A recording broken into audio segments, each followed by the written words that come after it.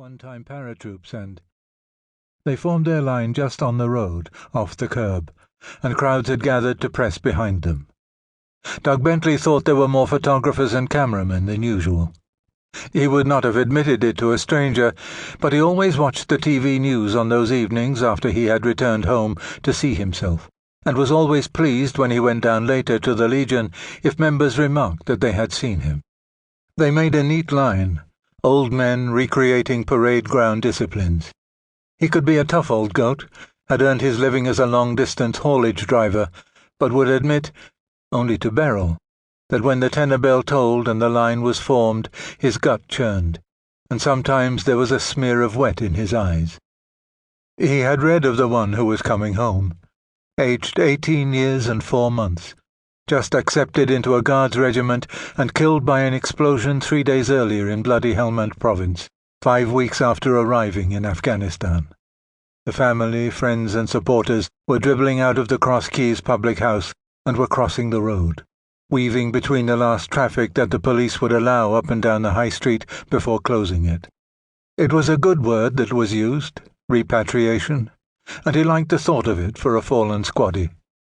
The town, Wootton Bassett in Wiltshire, with a population of about 10,000 and nothing special to say for itself, represented, as the quiet fell from a sunlit blue sky, the mourning of a nation for a soldier who had given his young life that a greater number might walk in freedom and in peace. Well, that was what the tabloids printed. No more traffic now.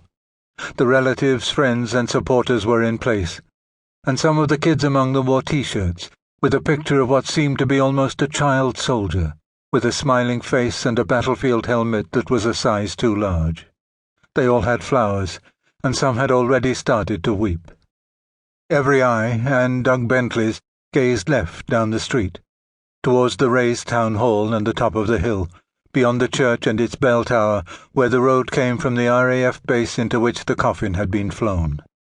He saw women in floral dresses, kids in jeans and sneakers, men standing straight and clutching shopping bags, the staff of shops, banks and coffee houses, and people with dogs that sat still and quiet at their sides.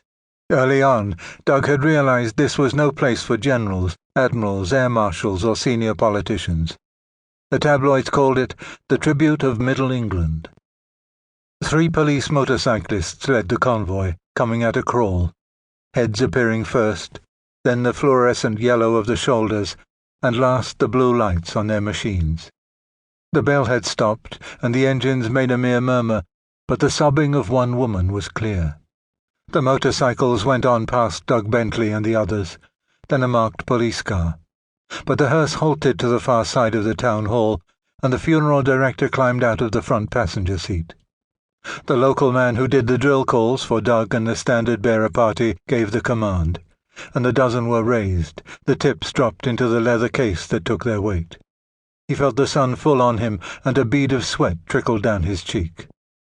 The funeral director wore a top hat and a morning suit. He had a fine walking staff with a silver-topped handle. As he moved forward, a woman opposite Doug Bentley seemed to contract in a convulsion of tears, and a man beside her, who had pink knees below the hem of his shorts, rubbed her neck gently. As the funeral director reached them, top hat now carried, the command came, softly spoken, and the standards dipped. All those years before, as a lance corporal in the Pay Corps, he had loathed drill sergeants, had been clumsy and useless at the coordination required, but he could do this now. The hearse eased to a halt, and Doug Bentley dropped his head as if in prayer. But he could see, beyond the glass, the closely pinned Union flag over the new clean wood of the coffin. He often wondered what they looked like, inside the shrouds and below the lids, at peace and unmarked, or mangled beyond recognition. It was those bloody bombs that did for them. What the TV said were IEDs, improvised explosive devices. 8 out of every 10 who were brought through the town on their way to the hospital in Oxford, where the post-mortems were done, had been killed by the tribesmen's bombs.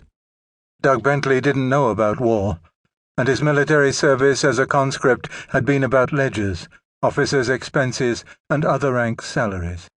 But men in the branch in his village, who had been in the paras or the Marines, spoke of